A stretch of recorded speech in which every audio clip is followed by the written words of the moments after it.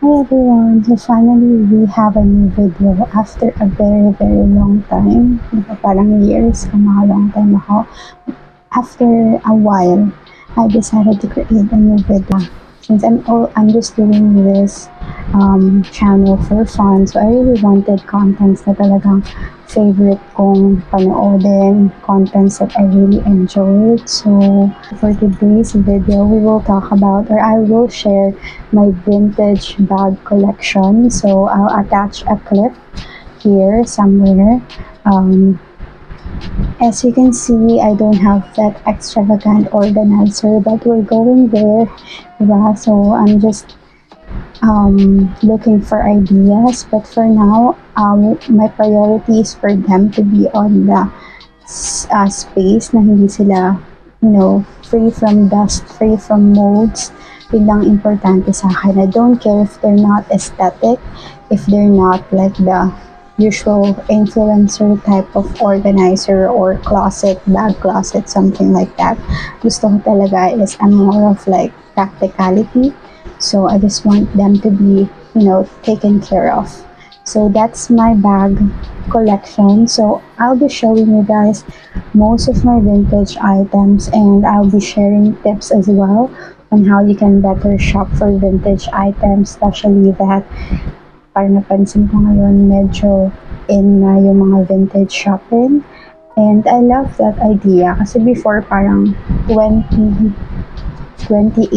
or 20s, yeah, 2018 I think, I'm already addicted to thrifting. Parang second year college pa lang ako, every time na meron kaming vacant class, I would really take the time para pumunta dun sa nearest thrift store sa school namin or somewhere along the vicinity.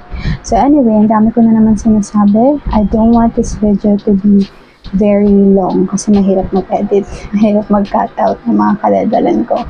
Anyway, by the way, this outfit that I'm wearing, this blazer, is actually thrifted. It actually complements my skin tone. Super nice. Ayun. Yeah, so if you're seeing this light, I'm sorry, that's my microphone, so just forget about it. Hindi ko alam kung paano ko siya i-cover. I'm still figuring it out kasi kakabili ko lang nito. So I really wanted a better audio for everyone.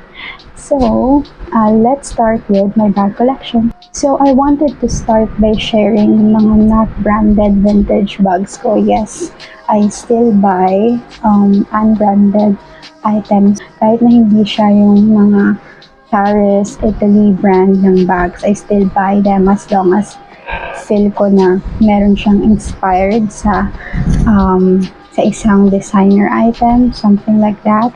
So, hindi talaga ako yung very particular sa brand. Siguro I just wanted, bumibili lang ako ng mga real, yung mga branded na bags kasi I like that they are real leather. And syempre, if it's real leather, that means it will last for a long time. Compared mo dun sa mga synthetic lang or fake leather na usual natin nakikita sa mga department store na bags. Madali silang matutuklap and everything. So, I'll start with my vintage bags, yung mga pre-love bags na nakuha ko from a lot of online selling platforms. I'll just share kung saan ko siya nakuha. Let's start. Mini. So, according to the seller, it's an inspired Bottega bag. So, super liit lang niya, as in sa video, parang medyo malaki pa siya. And yung mga coworkers ko, they always say na ang liit-liit ng bag ko. Kasi usually nung nag-work ako at the office, ito yung dala kong bag. So, super liit lang niya, pero ang daming nalalagay. Like, para siyang bag ni Dora, literal. I like that it's just little kasi it will not consume you. It will not consume you as a person kasi feeling ko pag ang laki-laki ng bag ko and then hindi rin naman ako ganun kalakihan, so parang hindi siya match. It just doesn't look good on me, feeling ko. So yeah, and by the way, if you're wondering ano tong mga alcohol dispenser, nabili ko siya sa Shopee kasama na yung mga pa-tassel na dyan, and meron na rin siyang case, so it's very stylish. and very love ko yung color na, which is just a neutral brown color. Almost all of my bags, meron silang ganito except dun sa mga nabili ko lang recently. Nilagyan ko talaga sila para hindi na ako mahihirapan mag-transfer ng bottle kasi usually tinatamad ako pag ganun or nakakalimutan ko. So, yeah, I always have it here. So, hindi ko na siya kailangang ilagay sa loob ng bag ko dahil nga small space lang siya. I wanted to like make use of it. And yeah, so let me show you a little bit of details. So super simple lang niya, meron lang siyang sling. So tinatanggal ko yung sling whenever I store them para hindi din mag-consume ng space dun sa organizer ng bags ko. I don't know if you can see it. Ang dami niya pang laman dahil hindi ko natatanggal yung mga laman pag umaalis ako. So, I have what's in my bag na ba to? So, meron akong mini brush. And then, meron siyang parang dalawang small compartment. I don't know if you can see it. And then, what else? I have my lip tint. So, first tip that I wanted to share, sabi ko nga kanina, prefer ko yung small bag. So, whenever you shop for vintage items, hindi dahil mas mura sila compared to brand new bags. Pag nakita nyo cute or anything, kukunin nyo na agad. But, I know, I understand the dilemma. I've been there. Talagang pagsabi ko, ay, maganda yung design or branded siya. Even though, feel ko naman na hindi ko style yon, na hindi ko siya magagamit, I still get it. So, ganun yung natutunan ko in a hard way kasi ang dami ko ng bags na let go because of that behavior that I have. So, always make sure na magagamit niyo talaga siya. Still a waste of money. So, number one rule, even if it's cheap, it doesn't mean that you have to get it. Make sure pa rin napasok siya sa preference mo. Ang dami ko nakita mga international influencer na super hilig nila mag-vintage shopping. I'm so jealous. May goodwill sila. Kasi ang dilemma dito sa atin, minsan ka lang makakita ng vintage na, alam mo yun, pang vintage yung price. Usually parang laging may auction yung ranging ng pricing. So, madalas bumibili nga ako dun sa mga small seller lang. Kasi pag bumili ka dun sa mga seller na medyo, alam mo yun, curated na yung items. Although I get that they exerted effort. Pero yun, I'm just jealous sa mga international influencers dahil ang dami nilang options and talagang in an affordable price. Talagang literal na steal. Okay, so the next unbranded bag na papakita ko sa inyo is this one. So I know na parang naalala ko na napakita ko na sa inyo to before. Siguro you can just rewatch my birthday shopping haul video. So dun ko siya na-explain kung bakit ko to kinuha, pero I love it. So I got this from a seller in Facebook. This one I got from Carousel. So, yun. So, next set of bags na ipapakita ko sa inyo guys is yung mga branded bags ko. So, let's start with, since nakita ko na siya dito kasi ginamit ko lang siya yesterday, this one. So, the real reason why I got this, parang I just got it this month. Para siyang, it reminds me of the Louis Vuitton. I'll just post a picture here. Yung style niya lang, like yung strap niya and everything. Usually, I just go for neutral, gray, brown. Denim colors na bag. Pero this is the most colorful bag that I have so far. If you just wanted to have like a pop of colors outfit nyo, you can use this. And super spacious na, surprisingly. Ayan, andyan pa yung mga gamit ko. So, another tip that I wanted to share with you guys is to make sure that you have an idea on how to take care of them. Kasi they tend to be high maintenance compared to like the newer bags and yung mga synthetic leathers lang, yung mga fake leathers natin na bags. Kasi since vintage sila, ito I bought it from Carousel. This is the brand Metro City. So, very still ko lang ito nakuha kasi yung mga nakita ko parang 3,000, 4,000 yung price ng mga bag na ganito yung brand. Meron siyang mga konting tarnish which is not very visible and I'm not really very particular of it. I love the vibe. Part ng vintage items yung may konting sign of usage. So that's okay. Pero I still wanted to remind you about yun nga, you have to make sure na mag-research kayo. So, I can make a separate video on how to take care of vintage bags. Super nice, gold hardware, and very spacious inside. So, share ko lang din guys, I have this very small, you can see, halos kasukat lang siya or mas maliit pa siya sa face ko. So, super liit na lang, pero it can really be useful, lalo na if mahilig kayo sa maliliit na bag. So, this is from Micaela. Ang dami ko nakita sa Shopee ng mga small umbrella, pero I still opt in dun sa medyo pricey. This is not actually very expensive, pero compared dun sa mga nakita ko na unbranded, they are really very affordable. Pero if you wanted to make sure na it will last long, go for a branded one. So, trusted ko na yung Micaela. Meron ako ng mas bigger version niya, pero I just got this para sa mga small bags ko. So, next bag that I wanted to show you is this one. So, this is like a baguette bag, pero yung sling niya mas longer. So, ito, I love using this kapag medyo kailangan ko ng mas maraming space. Medyo mas spacious siya compared mo dun sa mga baguette bags ko. So, this is, by the way, a Tommy Hilfiger na bag. I got this from my OG seller na dun talaga nag-start yung love ko for vintage bags. So, they are just a small Facebook live seller na na-discover ko and super ganda ng mga finds nila. So, anyway, ayan siya. Super ganda pa ng print if you'll notice.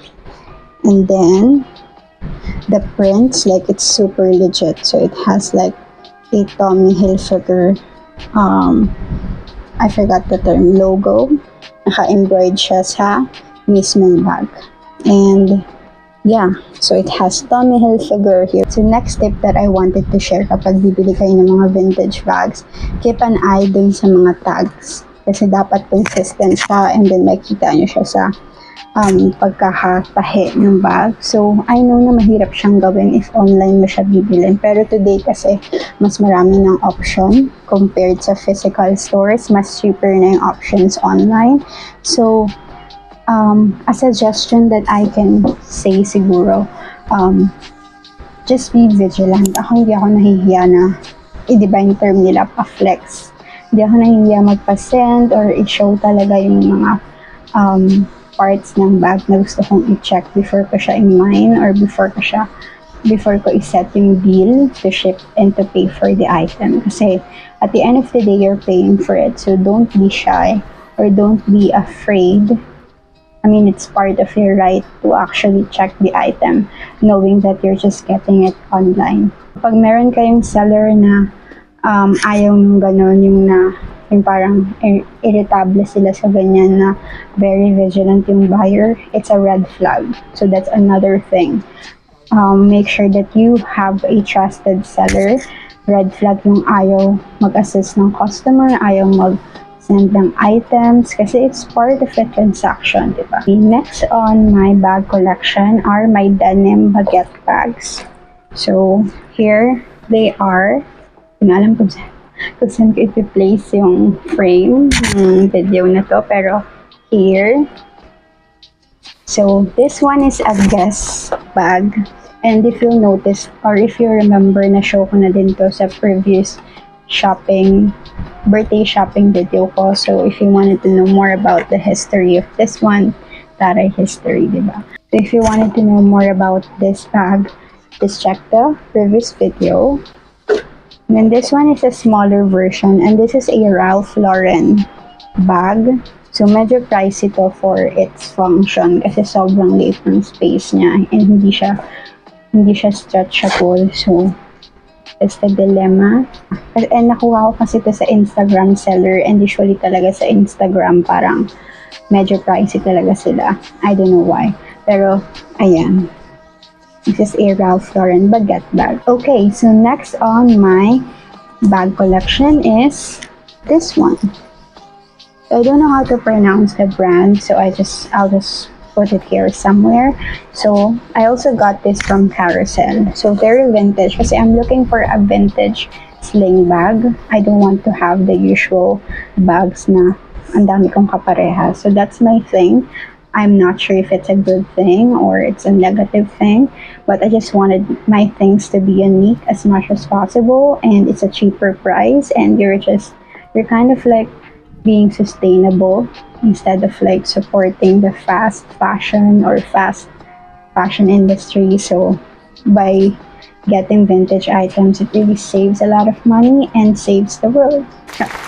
Ayan. So this is a good bag, very vintage, very leather. I love the leather and the color, like chocolate brown. Super ganda niya, guys. So, ayan. So, meron siyang 3 compartments. So, ang dami niyang space. Kahit na ganyan siya kaliit, I can fit my small umbrella. Kasi usually, yun lang ang dilemma ko pag maliit yung bag ko. And then, pag magko-commute ako, mahirap, diba? Pag umulan, then wala kang umbrella. So, yeah. Kasi siya dito. So, that's a good thing. So, next on my collection is another Metro City sling bag. So, yung sling niya nasa loob, tinanggal ko. So, this is another vintage bags. And, yeah, I don't have anything to say about this, pero, yeah, it's vintage and meron din siyang mga compartment dito. Yeah, this is so cute. I got this from Carousel as well. So, second to the last is my Calvin Klein baguette bag. So this is a very vintage bag, and I had to like